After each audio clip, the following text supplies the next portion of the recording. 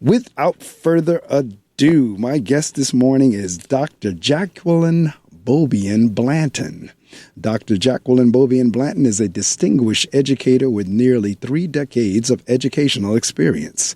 She currently serves as Executive Director of Early Learning for the Orange Township Public Schools and holds a doctoral degree from Walden University, a master's degree from Montclair State University, and a Bachelor of Science degree from Louisiana State University. Certified in several areas of education, including preschool, third grade, elementary education, and education administration, supervisor, and principal, Dr. Blanton is responsible for the educational experience for the youngest scholars in her district and oversees curriculum and assessment, instruction, professional development, budgeting, and the coordination of administrative mandates, local and state. Recognized as an exemplary elementary educator, she contributed to early childhood education observation protocols, participated in the revision of the teaching and learning standards, and served on a committee to review curriculum for early learners for the New Jersey Department of Education Division of Early Learning. Dr. Blanton was also recognized by the State and General Assembly for dedication to scholastic achievement. She is actively engaged in professional organizations, including the National Association for the Education of Young Children, Association of Supervision, and Association for the Association Curriculum Development, National Association for the Advancement of Colored People, and Delta Sigma Theta Sorority Incorporated. Dr. Blanton is committed to educational advancement and community service. Her motto is, quote, "Service is the rent you pay while living on earth," unquote, by Muhammad Ali. Dr. Blanton's book, It Takes a Village to Raise a Reader, was released on August 1st, 2024. It is a research-based book that developed from her dissertation topic on reading fade out.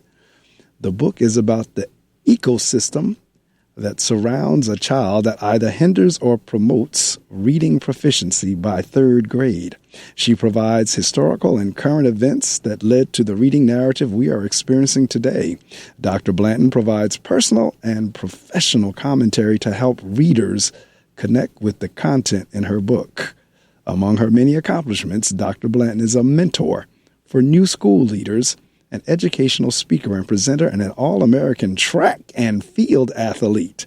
Her dedication to sports extended to years of community service, including serving on the board that assisted in creating the Shiloh Rainbow Academy in Newark, New Jersey. Beyond her achievements, Jackie, a devoted wife and mother, values family and believes in the transformative power of education to change the world. Quote, "To whom much is given, much is required," unquote. We are going to have a good time with this conversation because as I'm reading through this bio, Dr. Blanton and I have a lot in common. Welcome to the Reading Circle microphones, Dr. Jacquelyn Bobien-Blanton. Dr. Blanton, good morning.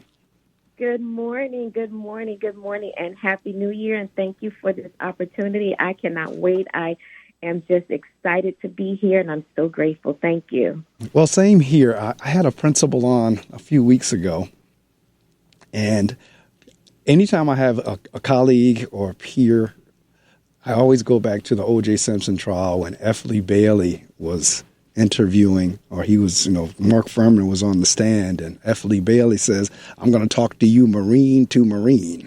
And so when I get a fellow principal and I say, "Well, we're going to talk principal to principal." Yes. Yes. So in any event, yes, there is a lot of synergies, a lot of commonalities here. Matter of fact, I'm going to stay in touch with you after this because my dissertation is kind of sort of similar to what I just read yours was. So I will definitely be tapping into your wisdom and knowledge as I continue to write on mine. I'll tell you what it's about a little bit later. But my usual, like I said, when we were talking, I don't go by a question list per se, but I do have one question that kind of starts us off. And that's kind of like, where did it all begin? Like you have this love for education. You have this love for reading. And by the way, ladies and gentlemen, I'm going to go back over the title of a book again, because this is why I was like thrilled whenever I learned about her. It Takes a Village to Raise a Reader, a vital and essential resource to unlock a student's success. Now, given that, my first question generally is kind of like, where did this all begin? Did you love to read as a child, or did that come later in life? Let's talk a little bit about work our way through up to writing the book. Actually, I struggled to read. I was a late bloomer. Had it not been for a teacher and my mom, who I think they tricked a number of students that summer. I think it was my third grade year, and I had to do summer school because I wasn't strong in reading, and because of the negative connotation about summer school, the teacher asked if I could help her fix her classroom for the next year. And I was like, okay, I can clean the dry erase the chalkboard. I can help fix things and in a classroom. That would be fun.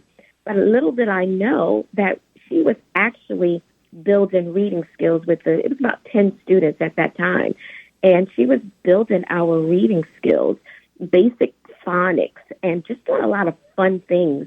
And I had her for the next 2 years. By the time I left her classroom, I was reading on level. So I had a champion that helped me and pushed me and found the value in me and worked with me and helped me to become a proficient reader. Although I was late, I was able to get the resources that I needed to push me forward.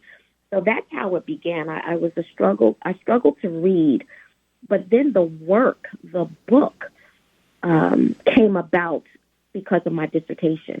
I had so much information in my head that I needed to get it out in an organized way so that I can retrieve it. I did not intend for it to become a book. I just wanted to be able to retrieve it, get it out of my head and retrieve it when I needed it. But the book that wasn't supposed to be a book, that became a book, is now a book. And this is how it came to have the book. It's interesting. Over the years, I've interviewed people, authors, that will tell me, "Oh, I'm not an author." I say, "Yeah, you are. You have a book." But at the same time, I've heard people say, it morphed from one thing to the other, kind of like what you're describing. And we're going to talk about that piece a little bit later. But it's interesting what you were saying in terms of, all right, let me see. I'm trying to think. I got to think, because this is going back 23 years. So I'm trying to think. I guess I have had folks who started out struggling, I would think, but it's rare. But at the same time, it's a redemptive story, and it should be encouragement and motivation for anybody who's listening to know, one, it's never too late. Two, what I heard you say was the teacher, because we cannot underestimate the power of a teacher in terms of his or her beliefs in their students. And so the fact your teacher, even though you were struggling, still said, okay, and it was a she, correct? Or was it a he? Yes, it was a she. It was a she. And she got creative. So not only did she kind of like browbeat you into reading, she worked it in while other things, to the point wherein you didn't even realize you were being taught. Absolutely. She was wonderful. And I think the testament of teachers, if you believe in your students, if you believe that they are capable of reading, if you believe that they are capable of doing much more than their circumstances, and you're a champion for a child, you can go a long way. Children can't learn from people they don't like. And that was a testament to the fact that she loved teaching and she believed in her students.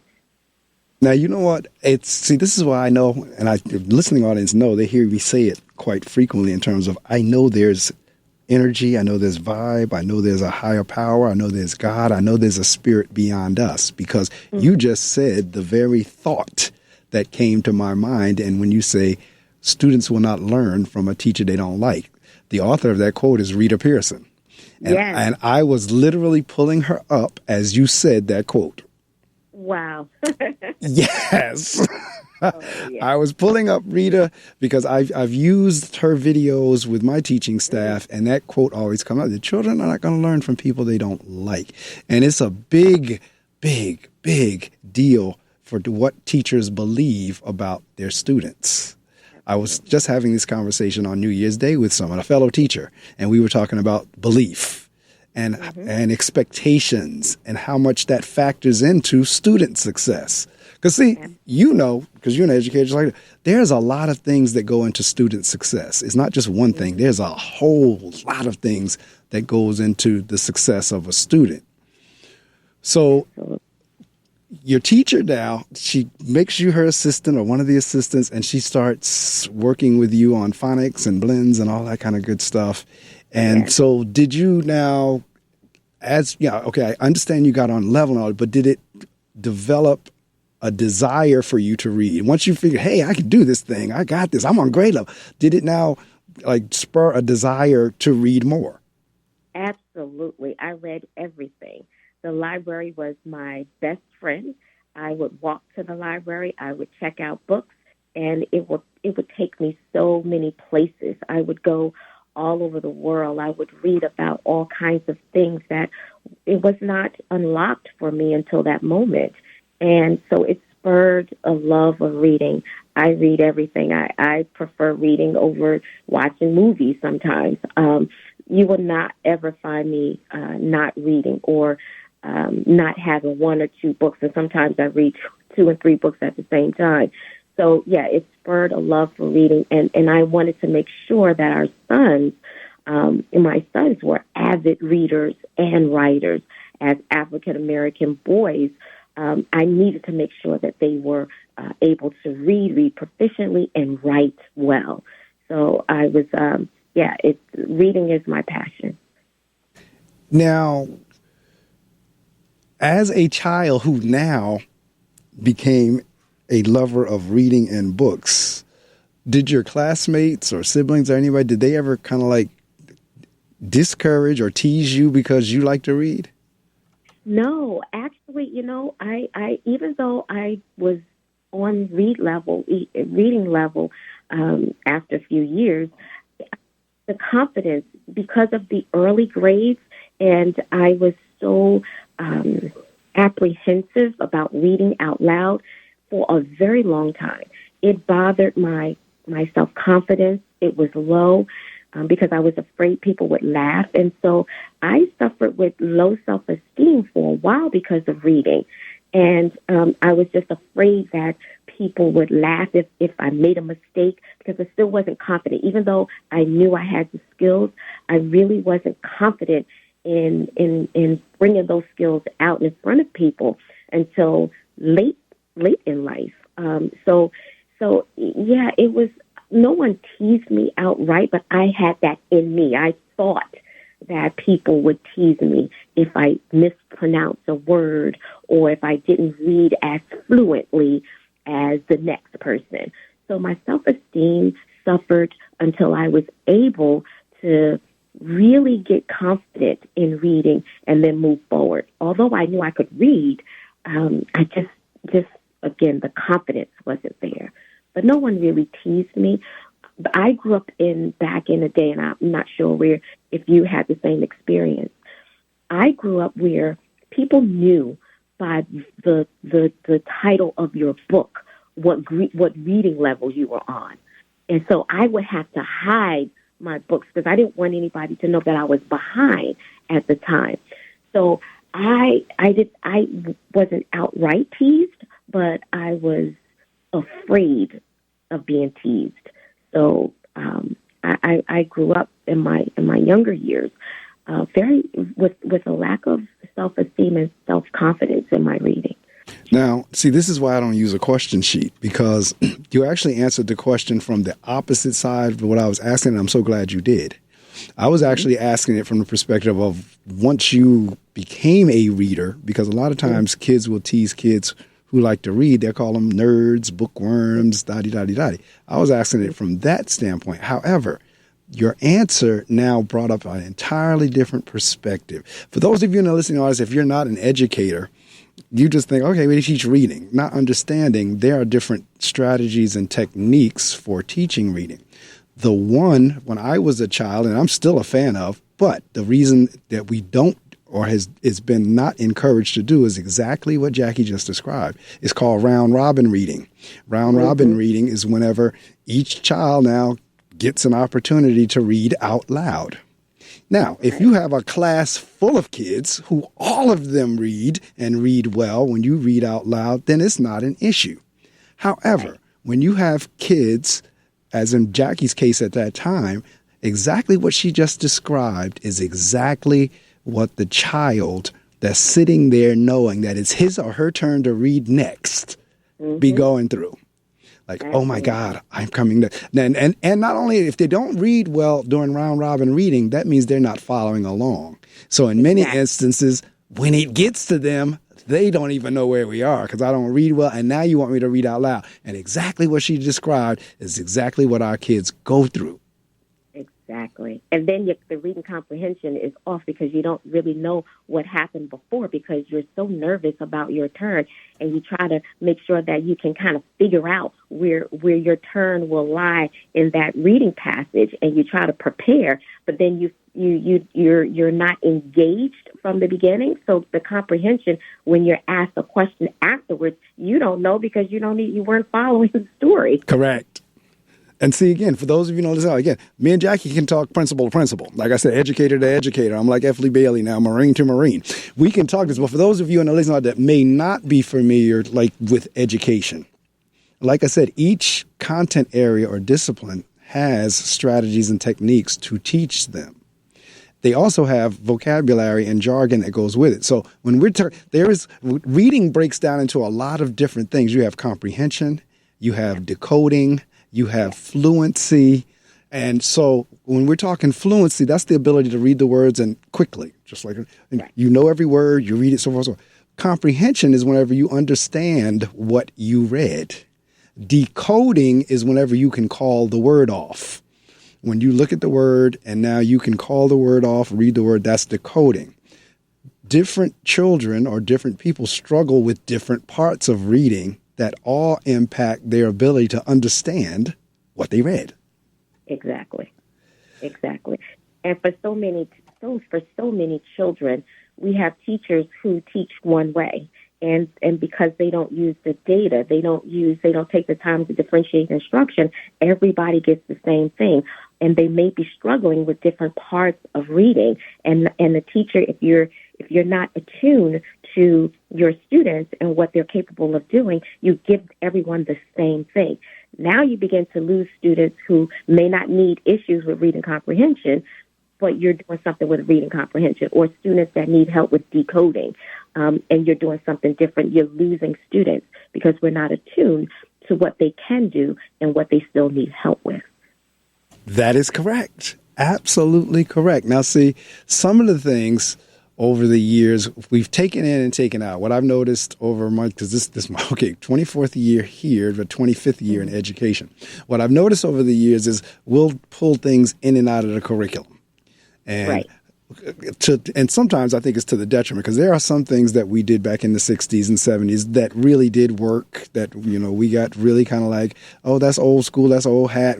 But things like phonics, you were talking about earlier, blends, all those different things help when it's, when you're teaching reading. And as you just said, if a teacher gets stuck on just one way, or if they're not looking at what as we say, their data is telling them, they don't know how to take, okay, this group of kids is struggling with decoding. This group of kids is struggling with phonics. This group of kids is struggling with fluency. So forth and so on. So really, if you want to get to them and really close the gap and shore them up, that is the way you have to do it. You got to figure out where are their weakness, and then you close the gap in the weak area. So now, listening audience, let me do this. If you don't know who you're listening to, this is your host, Marc Medley here, and this is the Reading Circle. And my guest this morning is Dr. Jacquelyn Bobien-Blanton. All right. And we're talking about a subject that is like so near and dear to my heart that is not funny. I go nowhere without a book. That's what I mean. I didn't think I was going to like the books downloaded on my iPad on Kindle, but for portability, I love it because I have about 2,000 books in this iPad. Reading is so important. And as you and I were talking prior to coming on the air, we're promoting or encouraging reading, not so much just because we're passionate about it, or it's a love of ours, or this, that, and the other. It is the foundation. It is the basement. It is the undergirding of every other subject. And listening audience, they know when I have an educator on, I say this constantly. If there is no, as the kids can say, there is no shade on the other subjects. Right. However, it's just like a building or anything else. If you do not have a foundation, everything you build on top of that is going to be weak or fall. Right. Reading is the underpinning of every other subject. So how, and your book is, it takes a village to raise a child. So let's go from just the teacher to now, what do you mean by it takes the village? Right. Well, we have this misconception that reading begins when children enter kindergarten. And because of that misconception, we have so many children. I think it's 70% of our students are not reading proficiently by fourth grade. And it's like 30% who are. And with the African American community, it's about 17%. That's really, really low. So because of that, we tend to think that reading begins when children enter kindergarten. And so that's that 0 to 5 where the reading foundation begins. The science of reading tells us that reading begins, the foundational part of reading begins from that 0 to 5. That's when we need our community. That's when we need our parents to understand that they're raising brains, that the star of reading is the brain. And so from 0 to 5, we are laying the foundation for reading to occur when they get to kindergarten. From 0 to 5, we're building a resume, a child's resume. That includes the pediatrician. That includes what they're eating. That includes what they're exposed to. That's including everything, all of those systems that surround a child from 0 to 5, that's preparing that brain for all of the more advanced reading skills to be placed on. We want them, when they enter kindergarten with their resume, we can tell, as a principal, you can tell the first week in school whether that resume is going to help that child read proficiently by third grade or not. We can tell students when they enter kindergarten if reading is going to be a challenge or not, based on those first 5 years of school and how much literacy they've been exposed to. And so when I say it takes a village to raise a child, it takes everybody, because it can't be just the elementary school teachers alone. They only get them at 5. So there's 5 years that a child has been on this earth, that we have skills that we need to help them build before they even get to kindergarten. Then in the K-3 years, we need to look at, are we steeped in the science of reading? That takes everyone. We need money from legislators to make sure teachers have what they need to be able to teach reading. We know the skills, we know the type of instruction, but there is a disconnect between research and practice. We have too many students who are not exposed to the pillars of the science of reading because our teachers are not equipped with the information that they need to be able to teach reading. So there's a disconnect there.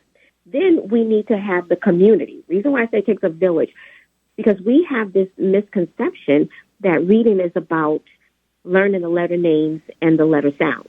But we know that it also entails background knowledge and vocabulary. And you get that by experiences and opportunities. Do we have communities that cater to our 0 to 8 population to build background knowledge, to build vocabulary, so that we have proficient readers by third grade? It takes a village. Everyone is responsible for building brains so that the brains are able to be receptive to what we have to offer to build readers. Absolutely. Because, see, all right, this is the deal. And there's a lot here to unpack with what you were just saying in terms of it takes a village. Now, I know when my kids were in the womb and they had this, and I'm kind of like, I love like dorky stuff. Mm-hmm. And I was looking through one of the pregnancy magazines, and one of the products they were advertising was this thing. It was called a pregaphone, Pregaphone. Pregaphone. And really, Jackie, all the pregaphone was, it was like one end of it looked like a plunger. There was like a rubber tube. And then there was a smaller end that looked like, a cup you could put over your mouth. But being me and being silly and loving to do what I do, I ordered it. And I would put the big end, the plunger end, on my wife at that time, on her stomach. And I would talk and read into the smaller end. So the words would go through my through the receptacle, through the tube, through the big end, supposedly, but whether it worked or not, I don't know. As far as I know, I believe it did. Where I'm going with this is, you were talking about the child enters school at 5. Mm-hmm. At 5 years old, a child should be somewhere between 2,200 and 2,500 words they should know and been exposed to by the time they get there at 5. And now by 6, they should be somewhere between 2,600 and 7,000 words. So, so I'm going like on the high end, because I tell my students all the time, for those who have people who swear and curse all the time, they do that because they have very limited vocabulary. So when I hear them in my school cursing and carrying on like a sailor, I said, listen, we got to do better than that, because I would hope your vocabulary is beyond that. But I'm saying that in tongue in cheek. But for a lot of our kids, to your point, they're not hearing a lot of words at home. Like, I'm looking here because I looked it up, and I've seen the stats before, but I wanted to go back through them again. That's this wonderful thing called Google. But it says 12 months, the child should know somewhere between 2 to 6 words other than mama and dada. 15 months, 1 to 2 words other than mama and dada. 18 months, 3 or more words other than mama. And that's on the low end, the conservative. But by 24 months, we're talking 200 to 300 words. By 30 months, 450 words. 36 months, 1,000 words. 42 months, 1,200 words. And it works its way all the way up to 12 years old. A child should have prior knowledge or understanding of 50,000 words. We are nowhere near there. Correct. That's exactly where I'm going. You went exactly where I'm going. And this goes back to your village concept. Like, one of the things, my mother hated it when people talk baby talk to kids. Like, she's like, don't talk baby, talk real language to them. Real language. Use real words. Don't, because her belief is that, okay, a lot of people to this day don't know how to read and talk because they were exposed and talked to in baby talk for so long. Exactly. And that's not how the brain is capable of learning so much more and handling so much more than what we actually believe. And it's like, I just want to make the point that reading is a learned skill, right? Correct. It doesn't happen naturally like language. Language, you can put a child in a room full of people who are talking, and as long as you do that, they will pick up the language. Reading is not like that. It's a hard skill, but it doesn't have to be as hard as we are making it. Correct. And why I say that is because we don't understand the science. We don't understand brain development. And for our teachers who are teaching students from the preschool level to the third grade level, we have to have a solid understanding of what the brain, of the functions of the brain as far as reading is concerned. We don't understand the science. And because we don't understand the science, we're asking children to do things that the brain is not capable of doing at the point, and then we get frustrated. They get frustrated, and then the motivation for reading declines. There's a cycle that I talk about all the time, and that cycle is motivation and achievement. And if children are not motivated to read, their achievement level is going to be low. If the achievement level is low, they're not going to be motivated to learn. We've got to turn that around, and we have to motivate them. And the only way we motivate them is we understand something about the brain and how we change the regular brain into a reading brain. We've got to make sure that there is no disconnection between the research and practice. That's our biggest problem. We've got to get the village involved, and that part of the village is the colleges and universities. We've got to ask them to look at their teacher prep courses, to look at what they're offering. Are they offering the science of reading so that everyone is aware of how reading occurs? That's part of the problem that we're having. You're absolutely right, because as I shared before we came on the air, one of the things I did this year was when I was meeting with our team members, I said, listen, every one of us in here, I don't care what your subject or your content is, every one of us are going to be teaching reading. Whether you're the math teacher, whether you're the science teacher, or if you teach all of the subjects, they have to teach it anyway. But in my specialized area, like everybody is going to be teaching, like you say, the science of reading. We have, because this, you brought up a very good point in terms of, this is where, for those in education, for those who are not, no parent wakes up in the morning and say, I'm going to send a bad child to the school. No child comes to school in their mind and say, I'm going to act out today. I'm going to be bad today. Now, they may ultimately do that, but that's not the intent. But there are reasons behind why they are doing it. And one reason that Dr. Blanton just brought up was the fact of they're not achieving. So I'm in school, and this is what people have to realize. School is a business, just like McDonald's or Burger King or anything. We're in a business of education. We're in the business of academics. Right. You have people who come to those businesses or comes to our schools who are human beings, and they want to be validated like anyone else. Absolutely. When you come to school, validation usually is around grades, usually around A, B, C, D, whatever, whether you passed or whether you fail. Now you have the child, to your point, who's low achieving.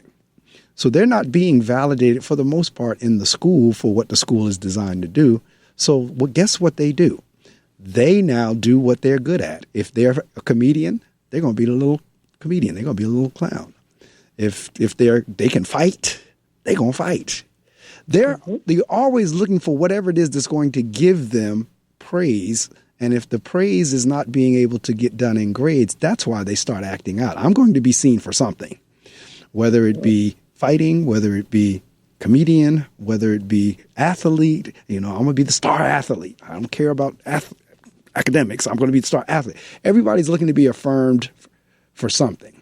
All right. Absolutely. So I'm just trying to help people understand there's no such thing per se. And don't get me wrong, I've been dealing with kids a long time. But they're really, for the most part, not a kid that's just bad. There's reasons behind what's going on. And in many instances, that inability to read, which leads to the inability to achieve, is a driving factor into why they now become a distraction. Well, I can't read, but I tell you what, I can sit here and beat on this desk.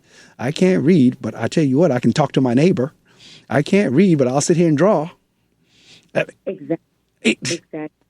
That's a great point. And we see school disengagement as early as second and third grade when students, they know their capability. They know what they can do and what they can't do, right? They know their strengths and their weaknesses.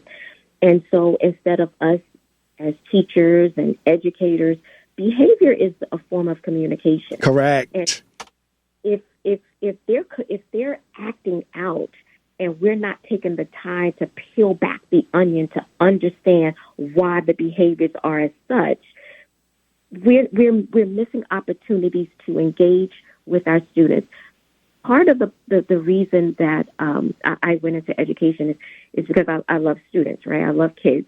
But it's also about building relationships. Correct. You have to build relationships with students.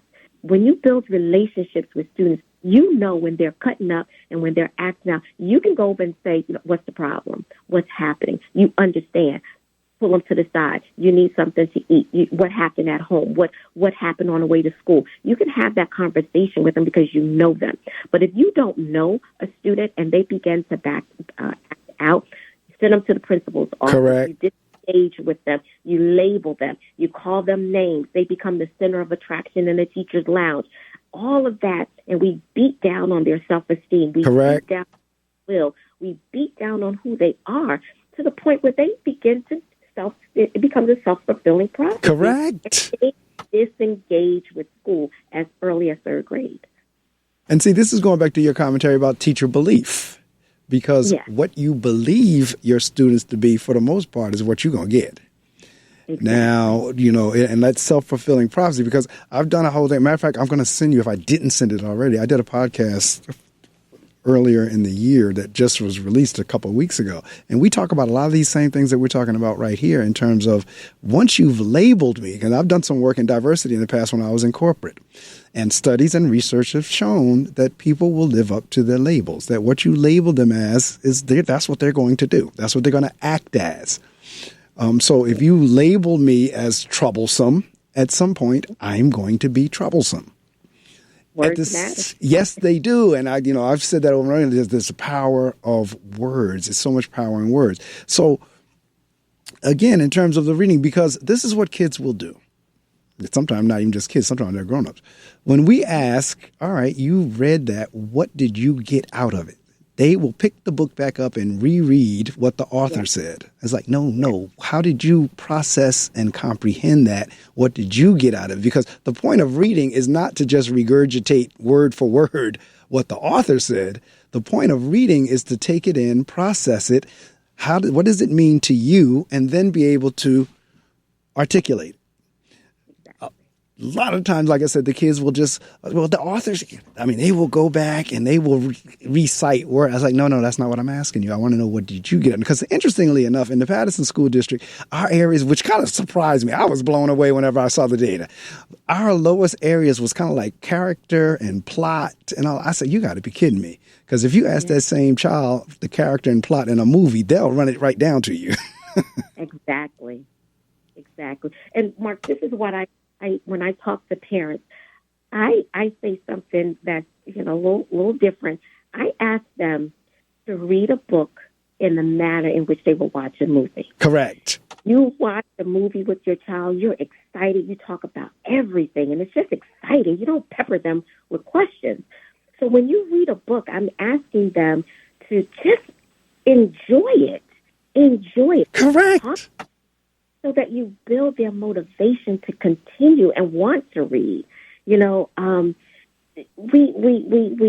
tend to accept behaviors that we know are not going to build critical thinkers. So when we ask a question about a book, and when they're in school and when they're in class, because we're so pushed with getting the block done and going on to the next part of the day, we don't give them the opportunity to tell them to tell us about the book and what they think and how they're connecting it to something that might have happened in their lives. We just want, okay, give me the answer. That's all I need. I need the answer so I can move on. And so we don't give them the opportunity to build a language. We don't give them the opportunity to talk about the book in a way that's meaningful or connected to themselves. We just ready to move on. And so I just ask them to read a book and engage with the book the same way you would watch and engage with a movie. Well, when I'm reading, particularly a novel, now, because, that's another thing. There's different types of reading. There's informational reading. There's novels like reading for pleasure. So even with that, you have to understand, okay, well, what is my objective when reading? But to your point, when I'm reading a novel, I don't really want a novel where the author has put pictures in there, because I want to put my own characters in my head. So if I see Denzel Washington, or if I see Halle Berry, or if I see Beyonce, or whoever as you're reading, characters, or it might be somebody that you know locally. Oh, that sounds like Mr. Such and Such. That sounds like Mr. And you put that in your head and you begin to visualize as you're reading, and it comes across, as you said, just like a movie. Right. Because there have been times where, like, particularly with my local authors, they've written novels, and I'm reading it through, and I'll have to ask, were you talking about yourself there? Because I was kind of seeing you, as I was reading your book, I was seeing you as that character. Sometimes they'll say yes, sometimes they'll say no. But it is critical. Now, you're talking about a village to raise a reader. What are your thoughts, which that's what the village does, but modeling? Because for me, what triggered my love for reading was my father. We could set our clocks by his daily routine. He was out of the house by a certain time in the morning to get to work. He arrived back home by a certain time from work. And when he got from work, changed clothes, he was sitting up there in the living room reading. He would come back. So he was reading either an Ebony magazine, a Jet magazine, the newspaper, autobiography of Malcolm X, the spook who sat by the door. He was always reading. And for me, that was my role model for reading, because that's where that was my dad. So I mimicked him. I would go get a little book and sit there and read. And so how important is modeling? Very important. And I often think, again, a lot of people in our community, they're not going to pick up a book because, again, they have that old baggage about reading. And so you're not going to find them picking up a book and reading it. And so I say to families, I need you to fake it until they make it. I need you to read, to model it, even if you don't want to model it, because children, your children, our children, they want to be like us, good, bad, or indifferent. They want to be like us. And so if they see us reading, they think that's important. So that's something that they want to do, that they need to do. And so we need to cuddle up. We need to have reading time. We need to just stop what we're doing and just read. Let our children see us reading, and everything that we do. Oh, well, let me go to the book. Let me find a book. Let me get a book. Let's read together. We can read something. My sons, we used to read things together. My son, Jossie, he was an avid reader, and we would read books together. We would talk about them and discuss them. But we have so many families. When you're thinking 40-something million Americans are reading at a 5th grade or lower level, they're not picking up a book. And so I just say, please, just fake it until the kids make it. Just pick up a book, do something. I put in my book. I think I was getting my master's degree, and my middle son, my son Jossie, he would pick up his little library books, and he would pretend that he was reading it. One day I picked up the book, and I looked through it, and it had squiggly marks all throughout the book. I was like, oh my gosh. But he saw me outlining things in my book. Correct. And he modeled the same thing, albeit it was a library book and I had to pay for it. But he was modeling what he was seeing me do. And so modeling, reading, and modeling, yes, we absolutely have to read in front of our children. They have to see us read. Now, you brought up historically, right? Because, all right, this is my take on it, and I've shared this with students as well. There was a time in our history that you could get killed for learning how to read, and if someone was teaching you how to read, they could get killed. Yeah. So going back slavery times, I mean, I know we had like the Frederick Douglasses who ultimately learned how to read and they taught, but you could have a slave who was learning how to read that could get killed, and you could have a slave master or the slave master's wife or somebody else who was could also now be killed because they were teaching the slave how to read. Yeah. And now all we really have to do is, like you said, put your mind to it, put in the work to learn how to read. You're not in fear of somebody taking your life. But how much has, and we talked a tiny bit about this before we cut over from the phone to the air, how much has our history impacted our ability or inability or interest or lack of interest in reading? Well, this is the part that troubles me. I was a keynote at an engagement about a week ago, and the anti-literacy, the anti-literacy era, where we had those laws that it was, like you said, it was against death. The punishment for reading and teaching someone to read was death. Because they knew the power of a reader, the liberating power of reading. And so we had our ancestors who, they did not allow anyone to stop them. They did teach reading one by one, individuals, come one, come all. It was a priority. And they made sure that if they learned how to read, others did the same thing. We need to take that same mentality, that same rigor that they had, that same tenacity, and we need to make sure that every single one of our children can read. Unless there's something wrong as far as the brain is concerned, and I'm not talking about dyslexia, because you can learn to read with dyslexia. Every child can read. We have to believe that. We have to take it from our ancestors who did not have the tools that we have today to teach reading. They used that old King James Bible. That's correct. The vowels and that was very tough. But they learned how to read, and not only that, they passed it along because they knew the liberating power of reading. And so we have to take that same zeal, that same passion from our ancestors, and we have to make sure that our children learn to read. And again, we just have to do it. We have to work as a village, and we have to work together to make sure that our children are reading. It is not acceptable to have 30% or less than 30% of our students who enter fourth grade reading proficiently. And in the African American community, 17%. Back in anti-literacy days, 10% of the enslaved people and free African American people could read. We're at 17% in some places. Some places are 11%. Correct. Unacceptable. It is unacceptable. You're absolutely right. And see, for those of you, again, if you're listening, I am Marc Medley, host of the Reading Circle, and my guest this morning is Dr. Jacquelyn Bobien-Blanton, and we're talking about her book, It Takes a Village to Raise a Reader. All right. And so that's what we're discussing here. But reading is critical. So for those of you who have children, those of you who have grandchildren, nieces, nephews, and so forth, like she just said, everybody needs to jump in on this reading thing because I'm sitting here. If you come to my school building, you'll see Frederick Douglass posted in a couple of different places around the building. But one of the quotes, as a matter of fact, that's under one of the pictures is, once you learn to read, you will be forever free.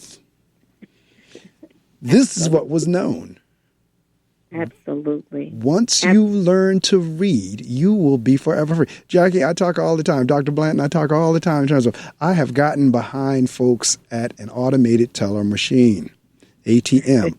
And those things are getting more and more sophisticated as time goes on with technology and everything. They're throwing more things. They're throwing ads at you. They're throwing questions at you. They're throwing all kinds of stuff at you. And I've seen people who don't know how to read not be able to get their money. They get to the machine, put the card in, and have no clue of what that machine is saying. Nope. To the point where they get frustrated and just pull their card out and walk away. But there are other things that we have to, and even though we have become way more technologically advanced, it still requires you to read what you need to do to make the technology work. Absolutely. Absolutely. And we're leaving so many people behind, especially our young people. We're leaving so many people behind, and it's not necessary. We know the skills that are needed to build a reader. We know the instructional method that's needed to build a proficient reader. And when we do not give either, then I say that we are infringing upon the civil rights of our students, and that becomes a social justice issue. For me, this is where I draw the line. We have the power, we have the knowledge, we have the skills. Why are we still at 30%? This is not the result of COVID. This has been happening since as far back as I can remember, the 80s. This problem has been around for decades. And I ask a question in my book. Is reading literacy for every American the goal? Because if it is the goal, then why aren't we putting everything that we have behind ensuring that everybody is literate? Everybody. So we have our system is broken. We need a hard reset.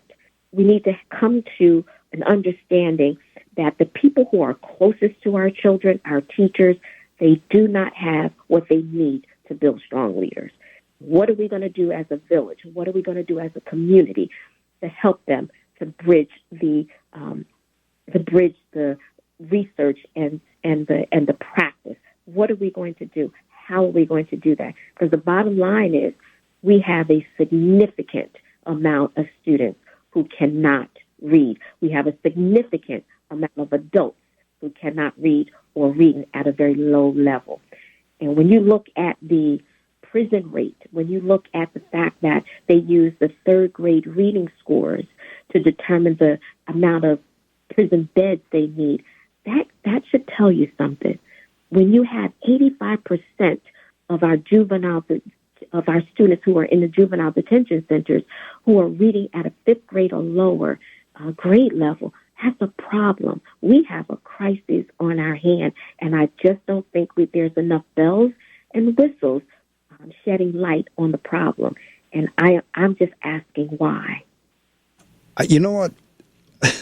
Sometimes we say, you better preach. You're preaching now. However you want to say it, you better say that. However you want to say it, but you said it, and that's exactly right. Because to have the percentage of people, like I said, as critical as reading is in terms of comprehending instructions and just a better way of life, and for us to be at, like you said, 17%, and we were at 10% in slavery time. So now we've only gone up 7 percentage points. All right, that's right. That's not saying a whole lot, but we have, because a lot of time for parents going to the village again, for them to come into a school is an intimidating place, especially if they did not have a good school experience when they were young. A lot of them come in very, like you talk about self-esteem and so forth. A lot of parents come in somewhat self-conscious because, one, they think they're coming around all these educated people who think they're better than they are. So they are a little bit shy when they come into the schools, or if they didn't have a good school experience themselves as a child. Right. They will now, for the most part, education is not a priority for them. I mean, they're kind of tell their kid, you ain't got to worry about them. You ain't got to listen to them. Just go. You got to do. You don't have to do homework. We're not enforcing this. We're not enforcing that. So we have that to contend with as well, because you're talking the historical piece, but we have parents who just education is just not a high priority for them, let alone reading. Talk a little bit about that in terms of how do we change that in the village? Well, see, that's the thing. And that's why, even though I wrote the book, we do know that a lot of people are not going to read the book. So platforms like this, where we're having conversations where we can get it out in multi sensory type ways, which is not just reading a book, but they can listen to what we're saying. And one of the things that we have to change is we've got to make schools more inviting for parents, and we've got to get them a little bit more involved.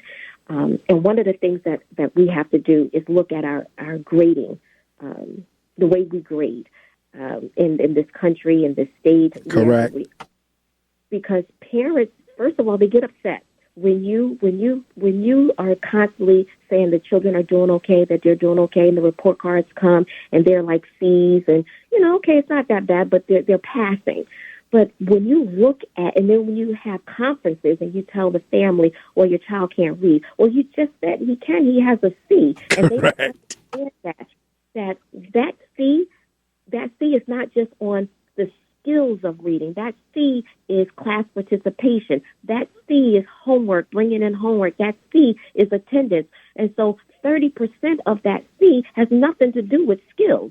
And so your child could be really struggling and really doing D work or F work, but because of that 30% has nothing to do with the skills are entered into that grade, you get a false sense of reality that your child is on level. And then you get upset when the teacher says, no, your child is not on level. So we've got to do a better job at helping our parents understand their role in the educational process, their role in this journey, understand the school system, and then we've got to be a little bit more inviting for families. We've got to not just call them when there are problems. We need to call them and say, hey, Jackie did excellent today. She read that passage, and she didn't get not one word. Man, you need to celebrate with them tonight. Correct. And you need to be our doors need to be open and a little bit more friendlier to families.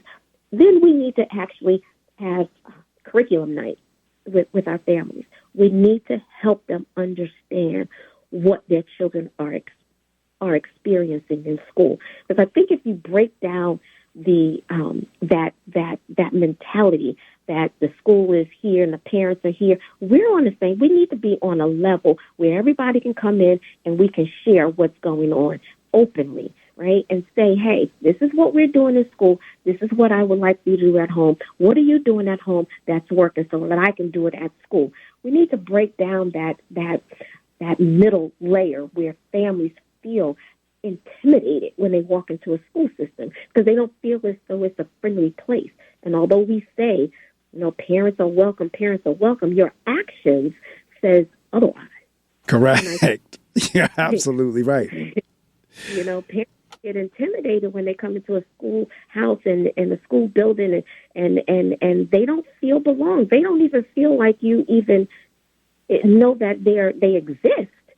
And so we need to do a better job with welcoming families into the school and just kicking it with them. I agree. See, listening to you is, for me, confirmation, because all those things that you just described in my school, we do. And back to the relationship things, it makes a big difference when you have a relationship with the parent and the child. Makes a world of difference. You were touched on technology, platforms and everything, because this is, I think, because we have so much technology, many people, and I said it earlier, like I did not think I was going to like downloading books on my iPad, wound up loving it.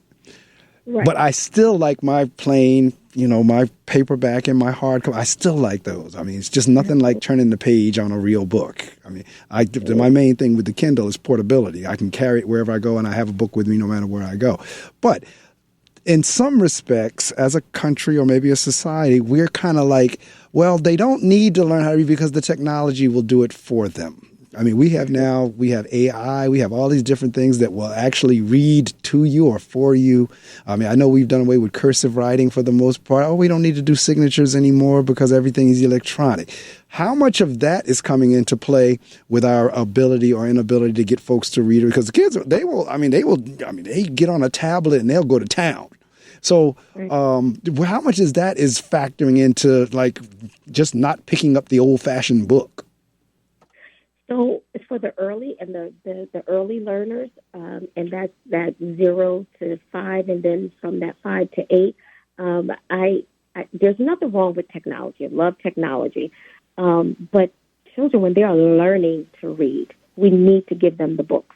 They need to feel the books. I could not agree with you more. They need to turn the pages. They need to have access to books because that is a skill that's we're missing that, and there's nothing wrong with e-books. There's nothing wrong with your tablets and things like that. But we are missing the interaction, the back and forth, the serve and return, to build language, to build vocabulary. You need to have interactions, and the digital platforms, they're not giving you the serve and return. They're not giving you the interaction that we need to build skilled readers. And so I say to limit those digital platforms while they're very young, while they're learning.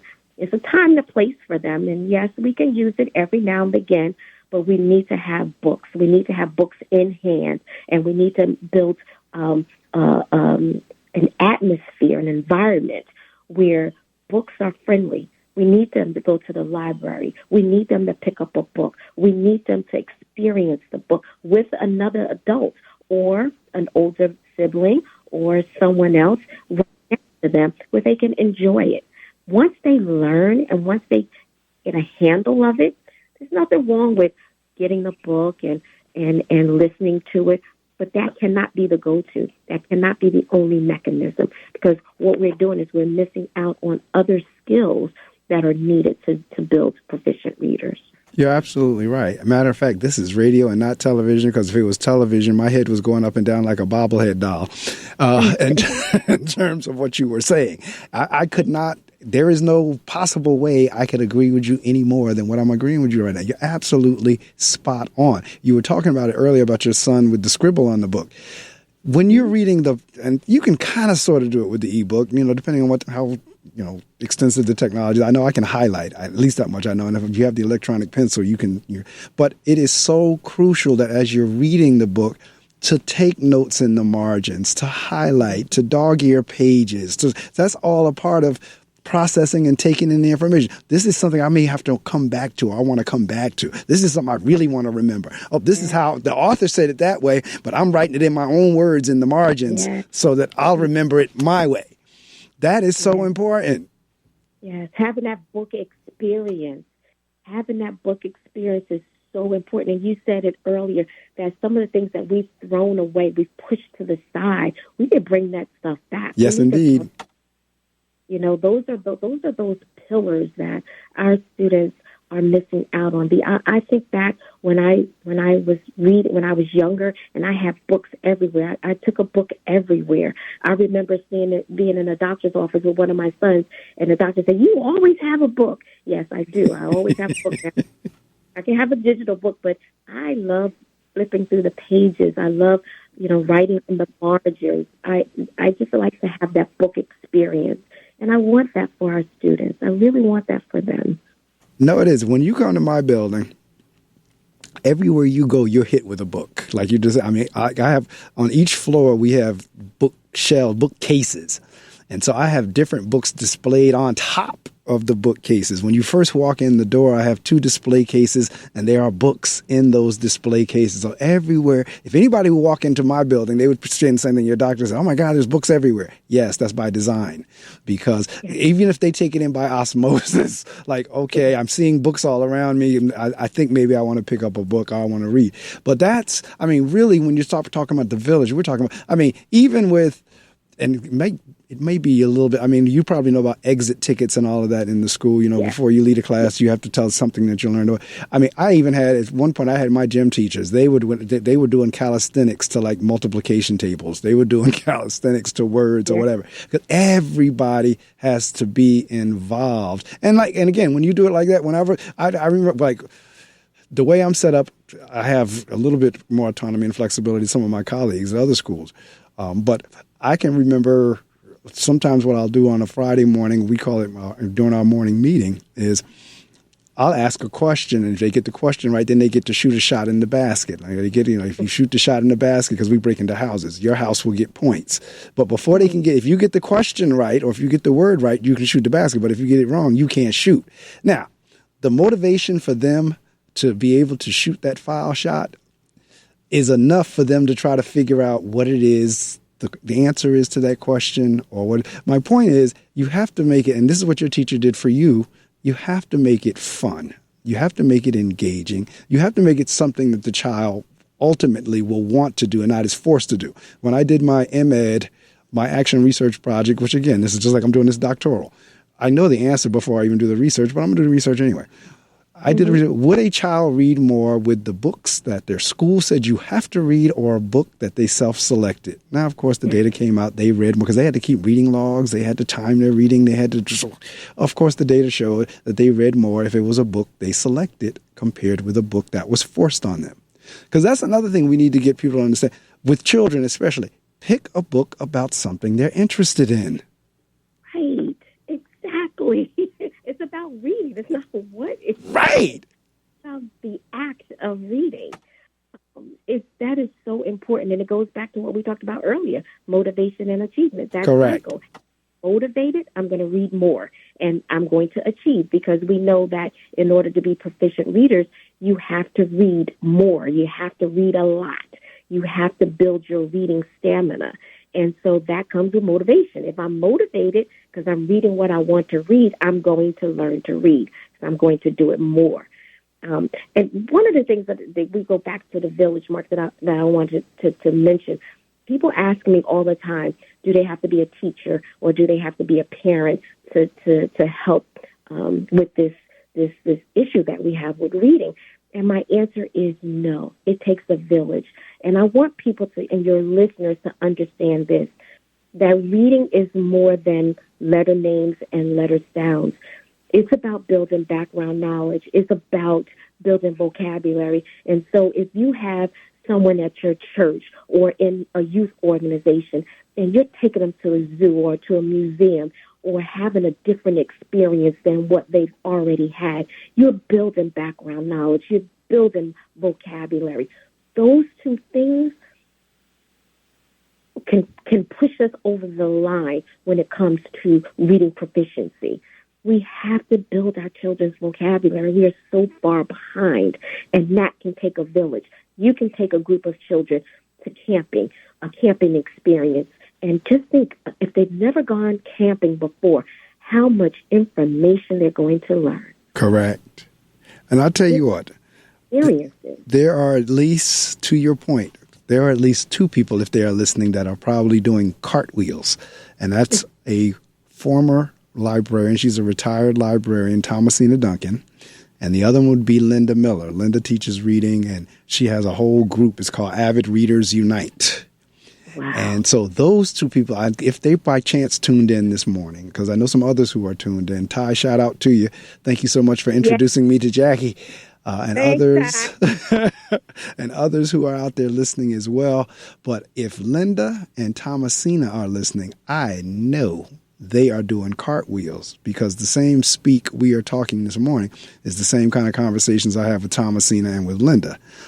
Thomasina is a retired librarian, and we were just talking last Sunday about how for kids, you were talking about the library card. There was a time when the kids just thought, like, library card might have been as valuable as a pair of Jordans. Like, oh my God, I got a library card.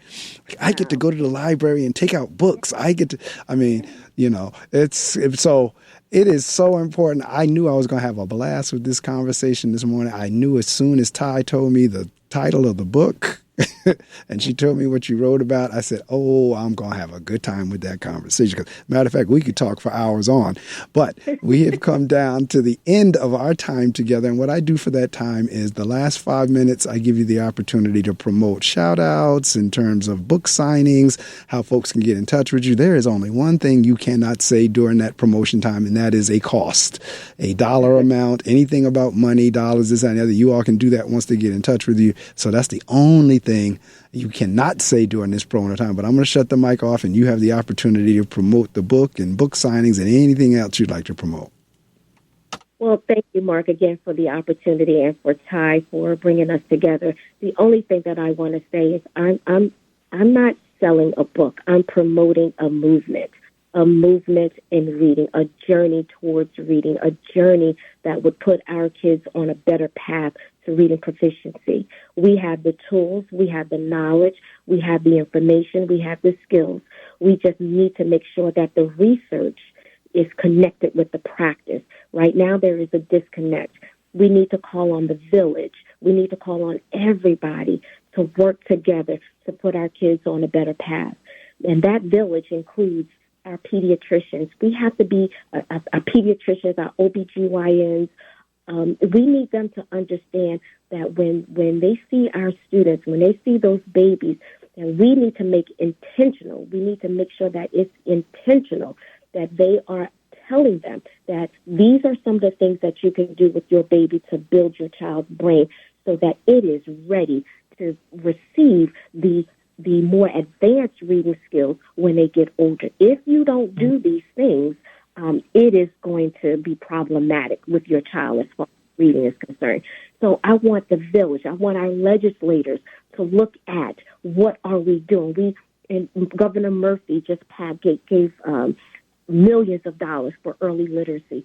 How can we use that information? How can we use that resource, that money, to build the capacity of our preschool to third grade teachers now about the science of reading, the science of learning?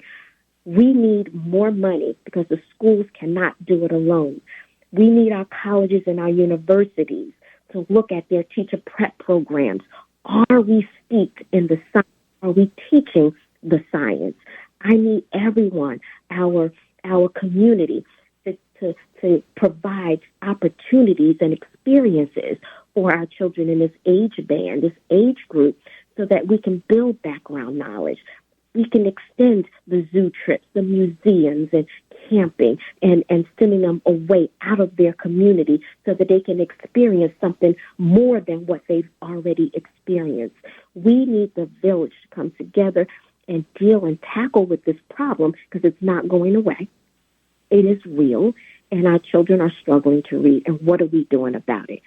So I can be reached. My website is www.drjackieblanton.com. That's www.drjackieblanton.com. I can be reached through my website. My book is It Takes a Village to Raise a Reader, but again, it's an experience. The book is an experience. It's not something that a traditional book where you can read, chapter after chapter. You can skip around, move around, and read what interests you at the time. But the thing is, I don't want us to just pick up the book and look at the book and read the book. I want us to be about the book. The movement is what I'm interested in, and moving our children from being non-readers to readers. That's what we need. Democracy calls for it. Our communities call for it, and our children deserve it. So that's my plea, is that we need to just work together to tackle this problem. No one is coming to solve it for us. No one is coming to, get us out of this situation that we're in. We have to do it ourselves. We have done it. We have a blueprint from our ancestors who have done it in the past. We can take a page from the past, bring it to the future, and make sure that our children are on a better road to reading proficiency. So, again, I thank you for this opportunity, and I also want your readers to understand that this is not just a problem. This reading problem is not a problem for African Americans only. All of our students are experiencing reading deficiencies and struggling to read. It's just that some families have resources to mitigate the problems and resources to get them help, while other families, too many families, do not. And that's where the problem is. This lack of or segregated experiences, we have to stop it. This legacy of cognitive redlining has to stop. It needs to stop here. We're on the verge of having a generation of students who are less educated than a generation before. That can't happen. So thank you, Mark, for the opportunity. Ty, love you. Thank you so much. I appreciate you. All right. Dr. Blanton had last words, and I thank you so much for rising early with me this morning. All of those of you who've texted me, who are listening, big shout-outs to you. And again, Dr. Blanton, I'm definitely going to talk to you because my dissertation is somewhat similar. I'll talk to you offline about it. I either email you or either call you. But I may even I want you to take a look at where I am so far. I'm not even close to done, but I mean, not with the dissertation. I'm like on chapter 3. I think that's where we are. But we're still working on chapter 2 and so forth and so on. But I may even have you because it's very similar to what you were just talking about. And I could not think of a better way to open my 2025 than to have you as my first guest and to be talking about the importance of reading, not just because we love it or because we're passionate about it, is because, like as we said in the beginning of the show, it is the foundation for everything else that we do. So I love your work. I am definitely going to get a copy of the book. Like I said, I saw it on Amazon. I'll download the e-copy. If you're going to get a hard copy to me, I'll take that as well. But I'm ready to get started on that already. Like you said, I don't want to just read it, want to live it, want to experience it, want to put it in play. Because like I said, I agree with you, too, in terms of there's a disconnect between the research and the execution. Yes. There is. Yes. So I'm definitely, I want to get your book and start reading that. As if there's any helpful hints in there I can share with my team, they know I share.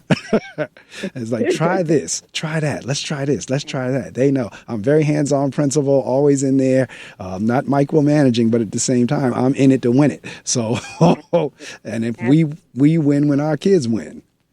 Absolutely. All yes, right. I cannot a better way to start the new year off. But thank you again for the opportunity. I appreciate it. Same here. Have a wonderfully blessed day, weekend. And I will definitely be in touch because I do record the shows. And so you're going to get the links. You're going to get an MP3 link as well as a YouTube link. And once you get that, you feel free to share that with anybody you'd like.